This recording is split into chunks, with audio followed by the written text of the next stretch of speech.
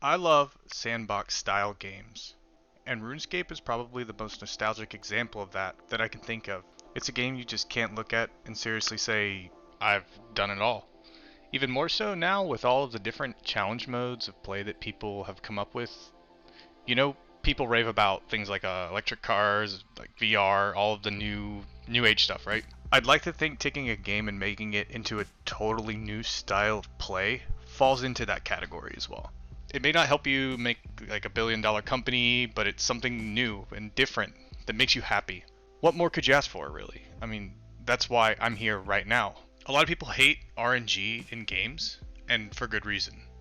If there's a 1 in 100 chance for something to happen after doing it 300 times, I'd be pretty pissed off too. But over the years, I've also learned that it's those lowest of low moments that allow for the highest of highs. The struggle is what makes the story really good. And that's exactly what this is. Not some groundbreaking new idea or an impossible challenge. It's meant to be a story. One of my favorite things to do in OSRS is clue scrolls. I love the treasure hunt idea and that doing them makes you actually run around and see the game. I feel like a game centered around this idea of discovering new areas and performing different tasks would make for an awesome story, and that's what made me decide to do this. Meet Clueby. Clueby is a Clue-Locked Ironman. I'm here to tell his story. A story where each chapter will bring new riddles, challenges, and obstacles to overcome. We're doing this our way, so there's really no precedent to follow. So what is a Clue-Locked Ironman? Well, it's a few things really. The restrictions on this account are the following. So this series follows the idea of the chunk locked accounts that you've seen. Starting off, Clueby will be restricted to a single chunk on the Gilneor map, the starting zone of Lumbridge, where everyone spawns in when you first start. The only way to unlock other chunks within the game is to discover the areas while completing clue scrolls. Once I obtain a clue scroll, I'll unlock the chunk where that specific task is located, as well as every other chunk on the way there. Once unlocked, all resources within that area will become available to me. Number 2. Initially, I'll only be able to complete beginner clue scrolls. This is an idea that I adopted for this account that came from Pulverize's Hound Hunt series that I really enjoyed. Only I'll have my own special twist on it. In order to move up to more difficult tiers of clue scrolls, I'll have to do two things. First, I must collect at least half of the unique rewards from each clue scroll tier that I have unlocked. Second, I have to kill every boss located in the chunk regions I have unlocked, which brings me to the third restriction. As I said before, once I unlock a chunk, everything in there becomes available to me. Everything that is except the gold drops, or gold rewards from any quests. That's because when fighting the bosses on this account, I'm only allowed to use weapons and armor that I obtain from clue scrolls or buy using gold from clue scrolls. Also, as you could probably guess, this is an Ironman account, so those restrictions apply as well. What's the ultimate goal? I guess just see how far we can get. With that being said, let's get started.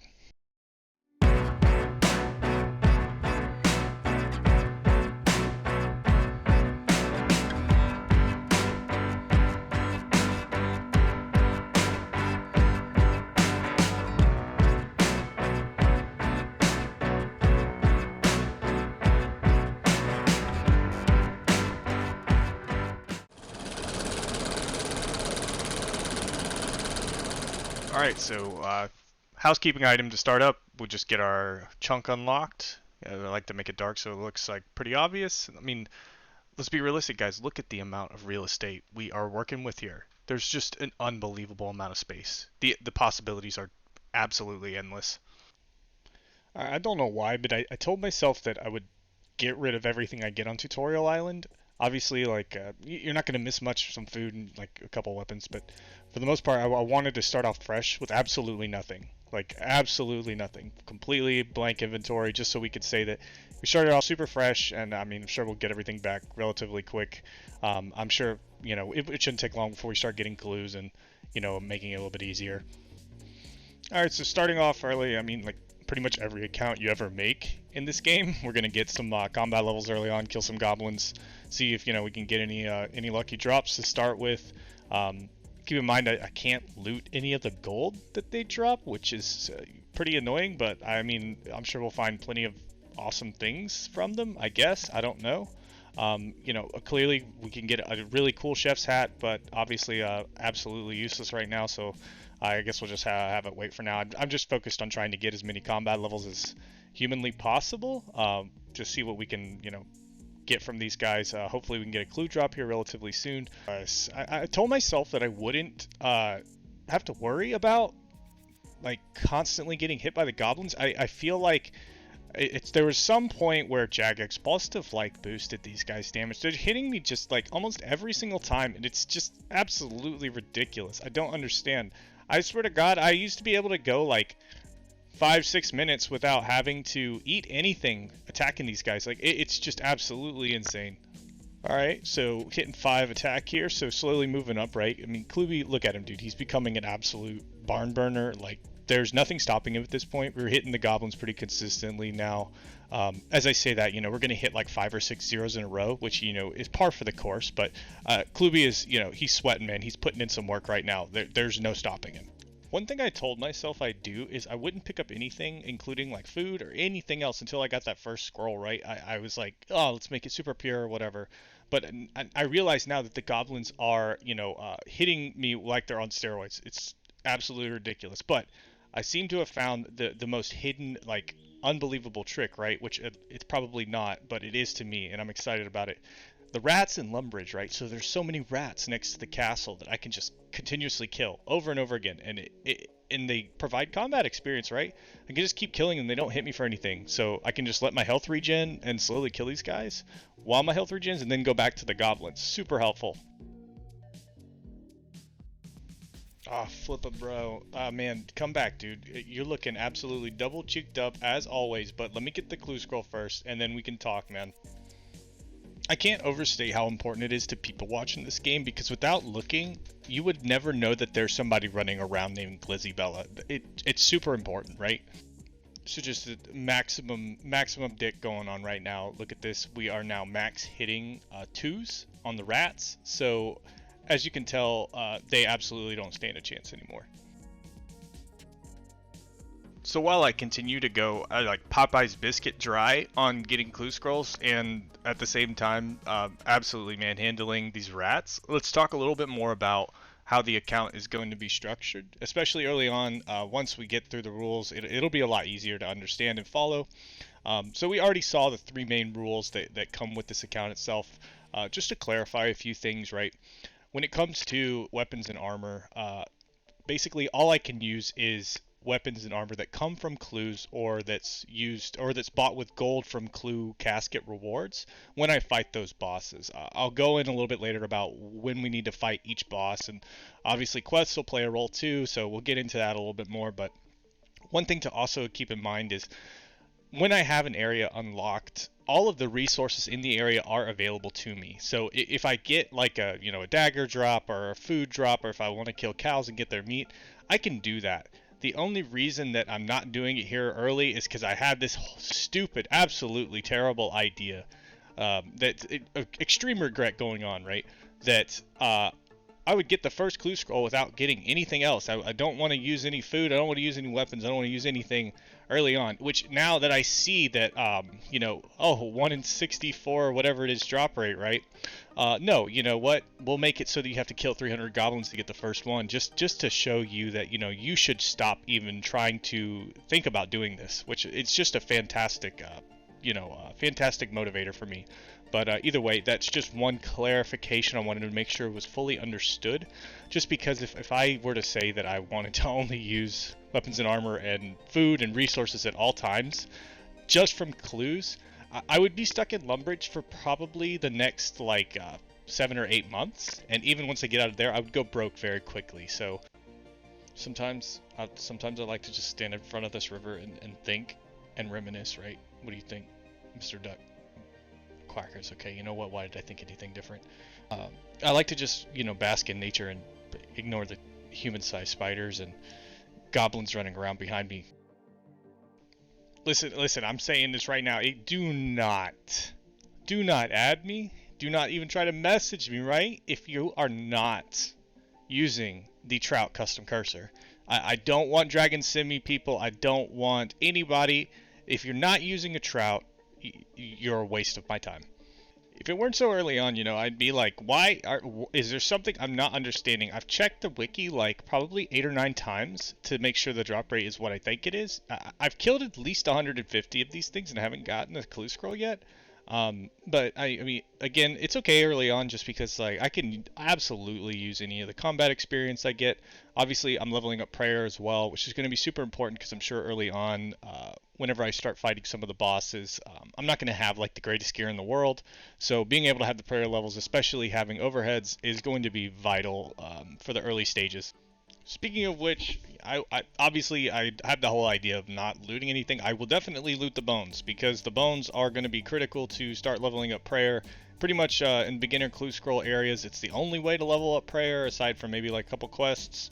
So I will definitely take the bones and bury as many as I can as often as I get them because it's working towards getting the overheads. Like I said, those are going to be extremely critical early on, and we want to be able to maximize the amount of time or the time that we're using whenever we're doing things. Just killing these and trying to get a clue scroll is super inefficient. So at least I can say for everyone I kill, I'm getting a little bit of prayer experience just towards the the ultimate goal, right?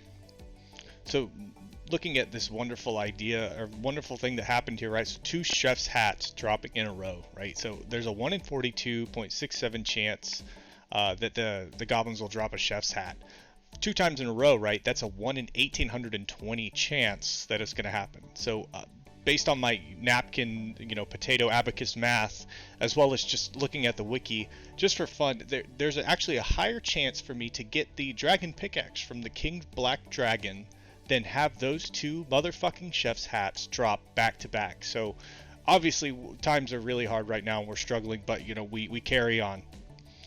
Burying some bones for some extra prayer experience. Anytime I get a full inventory of these things, I just knock it all out at once.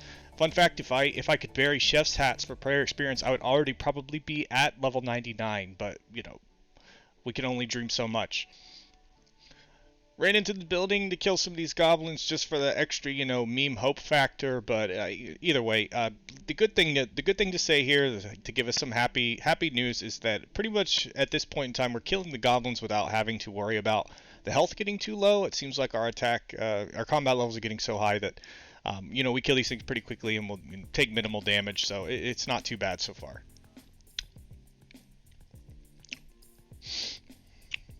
Oh, holy fucking shit. Finally, god damn it. Oh, it was the house. Oh my god. Finally, holy shit. Waited too long for this. Please, please, please, please, please tell me I can do this step. I'm gonna lose my fucking mind if I can't do this step. Please. Okay. Alright, I can do this one. There's no, like, prerequisites, no requirements. Thank God, dude. Holy shit. When I say I hope it's a step that I can do, what I actually mean is there are certain steps, there are certain clue tasks, even on beginner clues, that I can't do immediately. Specifically whenever you get anything related to Charlie the Tramp. Charlie the Tramp is an NPC in Varrock who will assign you to either cook him something, whether it be a fish, or get him some kind of ore, or do something mainly related to skilling, right? The problem with Charlie is, considering my restrictions and that I can't leave Lumbridge or anywhere where I have it unlocked, I can't do certain things for him. So if he wants me to, say, cook a fish or mine some iron ore, I can't do that if I don't have the chunk unlocked or I don't have a way to get that resource. So unfortunately, until I unlock all of these specific areas where I'm able to do something like that, for now I just have to drop the clue and move on to get another clue scroll. The same can be said for emote clues, so clues where you have to do some kind of emote while wearing a specific item or set of items, right? It's no problem getting to the location to do the emote, and all the emotes should have unlocked for beginners, obviously, right at the start. However, if it's an item that I have to equip, and it's something that I can't get within the areas I've unlocked, obviously I can't do this clue, I can't do the clue step until I unlock that area and have access to that item. Oh, dude, I'm so excited, honestly. Like you wouldn't think much, right? So the clue goes to Barbarian Village, which isn't too much, right? You know, a few squares that we have to go to, a few chunks, but like think about it. We have so much new space that we can now look around and explore. And Barbarian Village as a whole, right? It unlocks so much new content for us, more areas to farm things. It also takes us through Varrock, so we have the choice, right? We could go up through Draenor Manor, or we could take Varrock. You know, we'll go Varrock obviously, just because we want to unlock a little bit of content here. But man, just this is just going to be huge for us. The one who guards the village from up high, that's Barbarian Village, is going to be Hunding. So we're going to go ahead and head on over to Barbarian Village now, talk to him, and get our second clue step. Hopefully we get multiple clue steps, obviously. The more we get, the better, because we could unlock more places. But, you know, just to be able to walk past the gate and through these fields and stuff, it's like life changing, honestly. Like you know, I'm more than ready to just get my asshole handed to me by the wizards, but you know, whatever. We'll okay, so we're okay this time around, but it's okay. So we'll go up through Varrock. You know, we've got a few parts of Varrock that are now unlocked, so we can actually, like, you know, go to some of these shops, and depending on how much money we actually get from the clue step, we might be able to buy a few things, so we're not actually fighting things unarmed and just going through the motions. It'll be so much different now that we have a clue. Never been happier to walk across this bridge and into the barbarian village. Honestly, I didn't even know this tower existed until today. I like the barbarian village is somewhere you just go so often. Like you just pass by it, it doesn't matter. So you know, this is, man, this is so exciting to be able to actually go somewhere different. All right, Hunding, please feel free to hand me a new clue step. Let's take a look. Okay, this is going to be Draenor Manor, which I think is literally just south of where we are. Okay. So, I mean, it's not much, but hey, I'll take anything I can get at this point in time, right? You know, it's another area that we can go into. I don't think there's going to be much over at Draenor Manor, but either way, right? The first step is so good because we unlocked Barbarian Village, but Alright, look at this. Jungle X fucking making this clue step like right on the tip of this chunk. Just ridiculous. Alright, so either way, we're hoping for at least one more clue step. If we don't get it, it's okay. You know, the casket's gonna give us anything at all, because we can at least sell it and get some gold, so we can actually buy some things. Okay. Alright, so that's fine. That's fine. We'll take it. Let's see what we get. Hopefully something useful. I mean, either way. Oh my god. Okay. Wow. What a shit show. Yeah. I would rather have the chef's hats. Okay, so either way, it's fine. So the arrows will net us some gold. You know, that's the best part of this, right? The runes will too, which is awesome. You know, we'll take all that stuff and, you know, make a profit out of it so we can actually buy some things. And, you know, at the end of the day, the first clue down, right? That's the most important part. Yeah, and we gotta take some time to really understand unlocking Barbarian Village, right? That's gonna change what we're able to do now, because we can actually kill barbarians. I think that the named one, Sigmund, he is one of the highest drop rates for beginner clues, so we'll be able to farm a little bit better. Also, we can sell these items, like I said, and get maybe like a dagger or get a sword, so we can start killing things a little bit faster. Varrock's gonna unlock a whole bunch of different things for us. Realistically, just getting this first clue down has just completely changed what we're capable of doing with this account, which is so nice, so helpful. I mean, right now I'm just trying to think of what options we have, where we can go. Obviously, I want to sell these items first, but once we're done with that, you know, we'll regroup, look at all of this open space that we have available to us, find the next, the next task, the next way we're going. Right, we got to get some more clues. We need to look and see what bosses that we're going to be fighting once we get some higher combat levels, as well as what certain skills we can actually level now. Right. I'll have to see what's available Barbarian Village and check and see if, you know, we can mine or if we could fish, anything like that. But I mean, at the end of the day, just be excited, because we have so much we can do now. It's going to be so much better than what we were doing originally. Thank you all so much for watching the first chapter of Clue Locked. Considering it's a new style of Ironman that matches up multiple different existing challenge mode playstyles, I knew I'd have to dedicate some time early on explaining everything. Keep in mind, I'm not a professional content creator nor an OSRS guru. I just wanted to experience the game in a different way. Please feel free to leave a comment offering any feedback you have. I'm always looking for ways to improve on my storytelling and video editing skills. I have so much more content and material prepped for the next few episodes. So feel free to like the video and subscribe to the channel if you're interested in seeing the next chapters of the story unfold. Thanks again, and I'll see you guys next time.